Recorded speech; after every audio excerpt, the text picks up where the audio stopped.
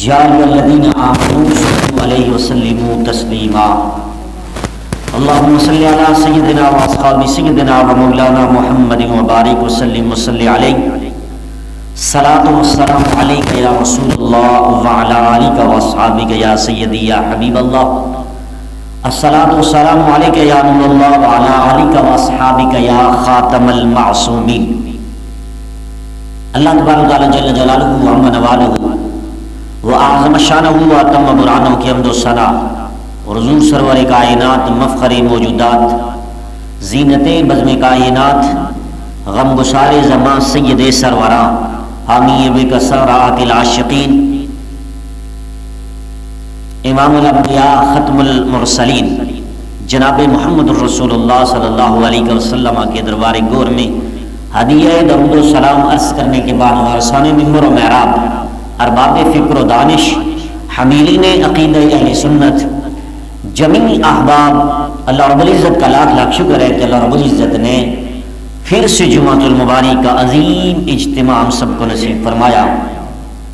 میں دعا کرتا ہوں کہ آج کے اس مقدس دن کے توسل سے ہم سب کو حق اور سچ سن کر اس پر عمل کرنے کی توفیق عطا فرمائے اور مجھے حق اور سچ بیان کرنے کی توفیق عطا فرمائے۔ حضرات محترم، آج ہمارا ٹاپک ہے شرف صحابیت و عظمت صدیق اکبر رضی اللہ تعالی عنہ۔ آج ہماری پہلی نشست اس پر سنیں گے کیونکہ نفسا نفسی کا عالم ہے اور آج بات بات پر دوسرے مکتبہ فکر کے تو وہ رہے جو صحابہ کرام رضوان اللہ تعالی علیہم کے خلاف زبان درازی کرتے رہتے ہیں، مگر افسوس کی بات یہ ہے کہ اہل سنہ والجماعت کے اندر بھی نیم رافضیوں نے صحابہ کرام کی ذوات کو ٹارگٹ اور تان کرنے کا نظریہ بنا لیا۔ اس حوالے سے اس کا سد باب کرنا ضروری ہے کیونکہ میرے نبی نے 1400 سال پہلے فرمایا تھا اذا رأيتم الذين يسبون اصحابي فقولوا لعنة الله والملائكة والناس اجمعين۔ جب بھی میری امت میں تم ایسے لوگوں کو دیکھو جو میرے صحابہ کرام پر طعن کرنے والے ہوں، انہیں گالی اور انہیں بغض و عناد کا نشانے بنانے والے ہوں، تو پھر ان کے ان جملوں پر تم گرفت کرتے ہوئے کہو لعنت ہو تم پر اللہ کی، سارے فرشتوں کی اور قیامت تک تمام انسانوں کی لعنت۔ لہذا یاد رکھیے یہ بھی رسول اللہ صلی اللہ علیہ وسلم کا ایک شعبہ ہے کہ صحابہ کرام رضوان اللہ تعالی عنہم کی عظمت کو بیان کیا جائے، اس لیے کہ صحابی اسے کہتے ہیں جس نے حالت ایمان میں میرے اور تیرے نبی پر ایمان بھی لایا ہو اور اس کا خاتمہ بالخیر خاتمہ بالایمان پر ہو، اور ساتھ شرط یہ رکھی گئی کہ جس نے میرے نبی علیہ الصلوۃ والسلام کو سر کی آنکھوں سے ظاہری زندگی میں دیکھا ہو۔ یہ صحابی کی ڈیفینیشن ہے، اس کا مفہوم ہے۔ تو اس لیے یاد رکھیے کہ یہ میرے نبی کی نسبت میں انہیں ممتاز کر دیا۔ آج لاکھوں ہم عمل کر لیں،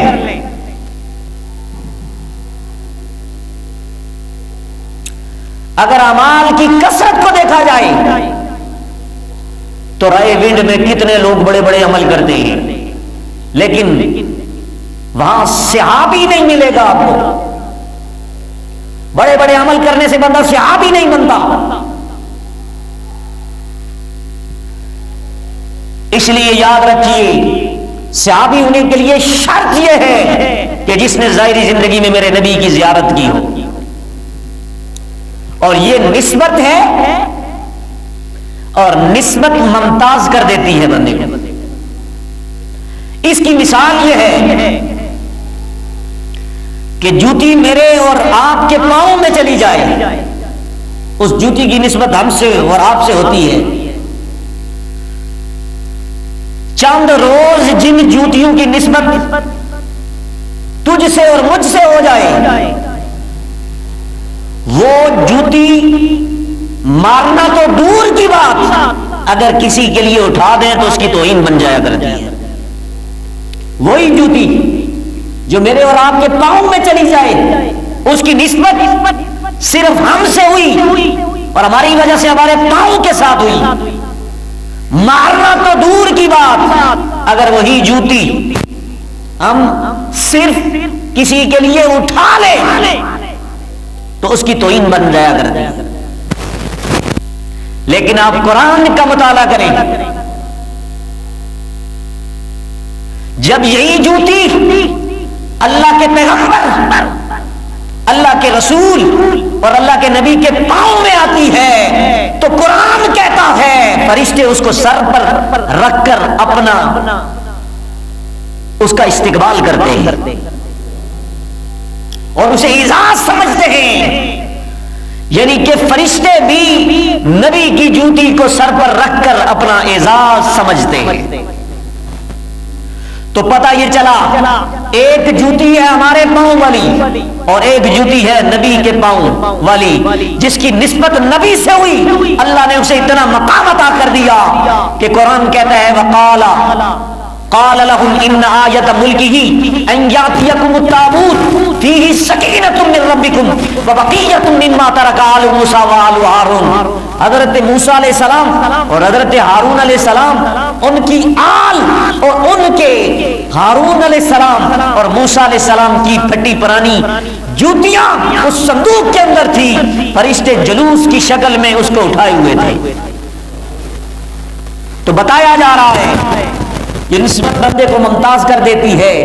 اس لیے صحابی ہونے کے لیے یاد رکھیے کہ اس دور میں ہر کچھ بندہ ہو سکتا ہے لیکن صحابی نہیں ہو سکتا. تو اس لیے یاد رکھیے کہ میرے نبی علیہ الصلوۃ والسلام کے صحابہ، ان کا مقام کیا ہے، ان کی عظمت کیا ہے. اللہ پاک نے صحابیات کو، صحابہ کو اللہ پاک نے یہ شرف صحابیت جو عطا کیا ہے، یہ کیا چیز ہے. اس حوالے سے آپ کے سامنے چند امور بیان کرنے کی کوشش کر رہا ہوں. یاد رکھیے کہ اللہ رب العزت نے 1.25 لاکھ میرے نبی کے صحابہ، کتنے؟ 1.25 لاکھ صحابہ کرام کی تعداد. جس طرح 1.25 لاکھ کم و بیش انبیاء کرام ہے، اسی طرح 1.25 لاکھ میرے نبی کے صحابہ ہیں. تو ان کو اللہ رب العزت نے یہ مقام عطا کیا ہے کہ جس کسی صحابی کو اگر اس کی زندگی کا مطالعہ کریں، اس کی عظمت کا مطالعہ کیا جائے قرآن اور حدیث کی روشنی میں، تو ہر صحابی کو اللہ رب العزت نے ایسی شان سے نوازا ہے کہ پتہ لگتا ہے جو شان اس کو اللہ رب العزت نے عطا کی ہے وہ دوسرے کے اندر نہیں ہے. اور جو دوسرے کی جب ہم زندگی اور اس کے خصائص اور مناقب کا مطالعہ کرتے ہیں تو پتہ یہ چلتا ہے جو دوسرے کے اندر اللہ رب العزت نے شان رکھی ہے وہ تیسرے میں نہیں ہے، اور جو تیسرے میں ہے. اسی طرح 1.25 لاکھ صحابہ کرام کو اللہ رب العزت نے یہ مقام، یہ عظمت عطا فرمائی ہے جو کسی ایک کو عطا کی گئی وہ دوسرے کو نہیں عطا کی گئی. تو اس اعتبار سے ان 1.25 لاکھ پر سب سے زیادہ فضیلت اللہ رب العزت نے 4 خلفاء کو رب الجلال نے عطا فرمائی. وہ 4 کون سے صحابی؟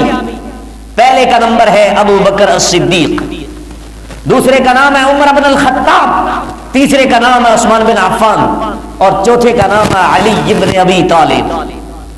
یہ 4 ایسے ہیں کہ اللہ رب العزت نے 1.25 لاکھ صحابہ کرام پر انہیں عظمت عطا فرما دی. اور پھر ان 4 میں اللہ رب العزت نے سب سے زیادہ عظمت جس صحابی کو عطا کی اس صحابی کا نام ہے ابو بکر الصدیق، وہ جو میرے محبوب جناب محمد الرسول اللہ کے سسر بھی ہیں اور میرے نبی کے سب صحابہ کے سردار ہیں، جو سارے نبیوں کے بعد جس کو اللہ رب العزت نے سارے نبیوں کے بعد جس کو اللہ رب العزت نے پوری کائنات میں عظمت اور شان سے نوازا ہے، اس کا نام ابو بکر صدیق ہے۔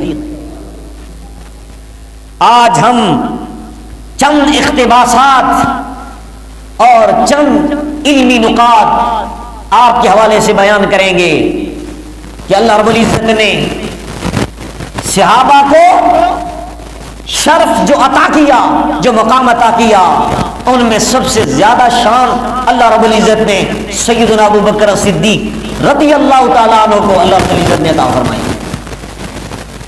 تو اس اعتبار سے یاد رکھیے، جس طرح کا میں نے جملہ بیان کیا کہ اللہ رب العزت نے ان صحابہ کو جو عظمتیں عطا فرمائی، وہ کیا عظمتیں ہیں؟ تو یاد رکھیے، طبرانی کبیر کے اندر حضرت ابن عباس رضی اللہ تعالیٰ عنہ کا قول ہے۔ کیا قول ہے؟ وہ فرماتے ہیں کہ چوتھے کا کتنا مقام ہے، چوتھے خلیفہ سیدنا علی المرتضیٰ کا، پھر تیسرے کا بیان کرتے ہیں، پھر دوسرے کا بیان کرتے ہیں، پھر امام الصحابہ سیدنا ابو بکر الصدیق خلیفہ بلا فصل حضرت ابو بکر کو جو اللہ رب العزت نے شان عطا فرمائی ہے، پھر ان کی عظمت کو بیان کرتے ہیں تو فرماتے ہیں کہ چوتھا نمبر حضرت علی المرتضیٰ کا ہے۔ کتنا؟ اب ہم چوتھے سے بات شروع کرتے ہیں کہ جب چوتھے کی شان کا یہ عالم ہے تو پھر تیسرے کی شان کیا ہوگی، پھر دوسرے کی شان کا کیا عالم ہوگا، پھر پہلے کی شان کا کیا عالم ہوگا۔ پھر یاد رکھیے، پھر ہم دیکھیں گے سیدنا صدیق اکبر کا مقام، جس کو پہلا خلیفہ بنایا گیا، جو میرے نبی کا یار بھی ہے، جو میرے نبی کا وفادار بھی ہے، جس کے احسان میرے نبی پر اتنے، تو میرے نبی نے فرمایا تھا 1400 سال پہلے پوری امت کے سامنے اعلان کیا میرے نبی نے، قیامت تک سارے عاشقوں کے سامنے دفاع صحابہ پر اور شان صحابہ پر اور بالخصوص سیدنا صدیق اکبر کی عظمت کو بیان کرتے ہوئے میرے نبی نے فرمایا، جس نے مجھ پر احسان کیا میں نے اس کو بدلہ عطا کر دیا دنیا میں ہی، لیکن صدیق وہ ہے کہ جس نے مجھ پر اتنے احسان کیے کہ میں اس کا بدلہ قیامت کے دن بھی نہیں دوں گا، بلکہ اللہ رب العزت اس کا بدلہ عطا فرمائے گا۔ آج ہم اس صدیق کی بات کرنے لگے ہیں، لیکن طبرانی کبیر کے اندر حضرت ابن عباس کا قول سنیے، اور فرماتے ہیں کہ اللہ رب العزت نے حضرت علی المرتضیٰ رضی اللہ تعالیٰ عنہ کو 18 اس امت کے اندر 18 ایسی شانیں عطا فرمائی ہیں۔ کتنی؟ 18 ایسی شانیں عطا فرمائی ہیں کہ اگر ان کے لیے ایک بھی قیامت اور آخرت کے لیے ان کے لیے کافی ہوتی، لیکن اللہ نے انہیں 18 شانیں عطا فرمائی۔ کتنی؟ مجموعی طور پر مولا کائنات کو اللہ رب العزت نے 18 ایسی شانیں عطا فرمائی کہ ایک شان کا عالم یہ ہوتا کہ اگر ایک شان ہی ان کو مل جاتی ایسی اور ان کے فائدے کا سبب بنتی تو دنیا و آخرت میں ان کے لیے کافی ہوتی، لیکن اللہ نے انہیں 18 شانیں عطا فرمائی۔ لیکن اس 18 میں سے، ان 18 میں سے 13 ایسی شانیں ہیں، 12 اور 13 ایسی شانیں ہیں اس امت میں کسی اور کو نہیں عطا کی گئی۔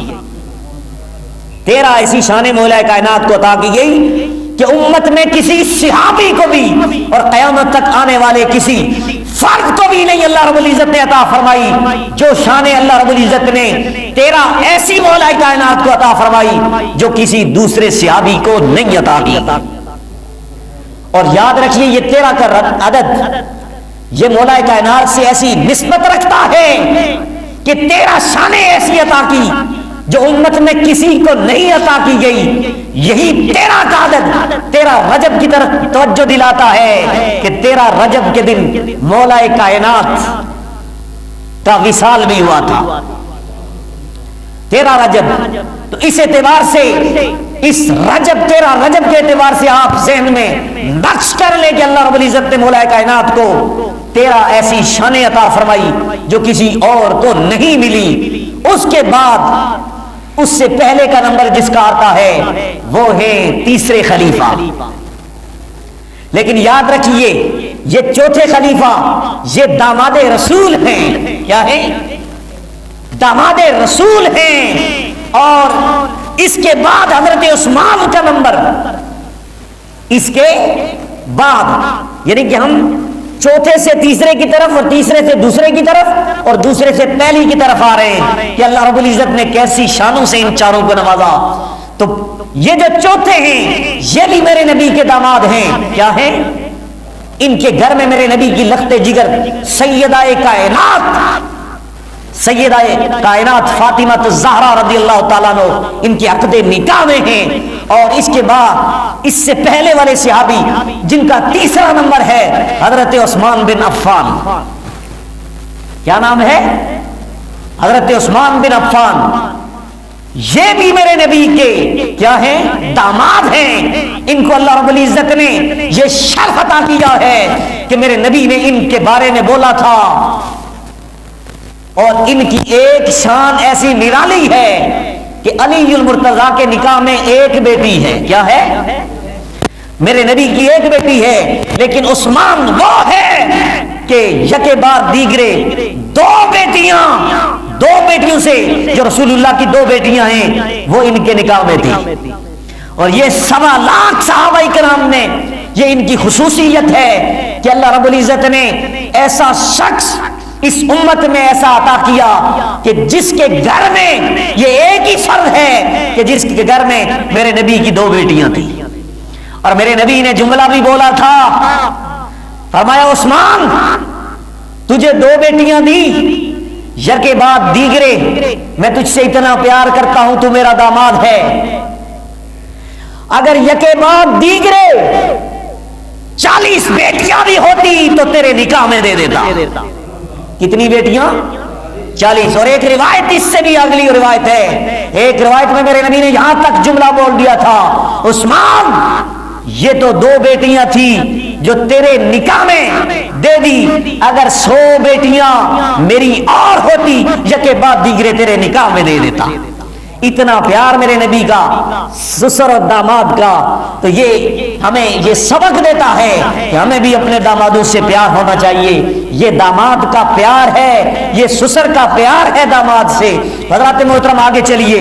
یہ جو عثمان ہیں اللہ رب العزت نے پوری امت میں ان کو ایسی شانیں جو عطا کی جو کسی اور صحابی کو نہیں عطا کی وہ کتنی ہیں؟ مولا کائنات کو 13 عطا کی گئی جو امت میں کسی کو نہیں عطا کی گئی. لیکن جب عثمان کا نمبر آیا تو اللہ رب العزت نے اس امت کے اندر 12 ایسی شانیں عطا فرمائی حضرت عثمان کو جو کسی اور صحابی کو نہیں عطا کی. 12 شانیں. کتنی؟ 12. اور یہ 12 کا عدد میرے نبی کے میلاد سے تعلق رکھتا ہے. یہ 12 کا عدد اسلامی 12 مہینوں سے تعلق رکھتا ہے. تو اس اعتبار سے یاد رکھیے میرے نبی علیہ الصلوۃ والسلام کے غلاموں کہ اللہ رب العزت نے حضور کے دوسرے داماد تیسرے خلیفہ سیدنا عثمان کو اس امت کے اندر 12 ایسی شانیں عطا فرمائی ہیں جو کسی کو نہیں عطا کی گئی. اور اس سے پہلے کن کا نمبر آتا ہے؟ عمر فاروق کا. بعد والے 2 داماد ہیں، بعد والے 2 خلیفہ یہ داماد ہیں. ان کے گھر میں میرے نبی کی بیٹیاں، ان کے گھر میں جن کی شان بتا چکا. اب آئی ہے ان ہستیوں کی بات جنہیں ابو بکر و عمر کہتے ہیں. یہ ہیں میرے نبی کے سسر. ان کی بیٹیاں میرے نبی کے گھر میں ہیں. اب 2 وہ ہیں کہ جن کی بیٹیاں میرے نبی کے نکاح میں ہیں. اب ان کی شان سنیے. حضرت عمر فاروق کو اللہ رب العزت نے کتنی شانوں سے نوازا ہے.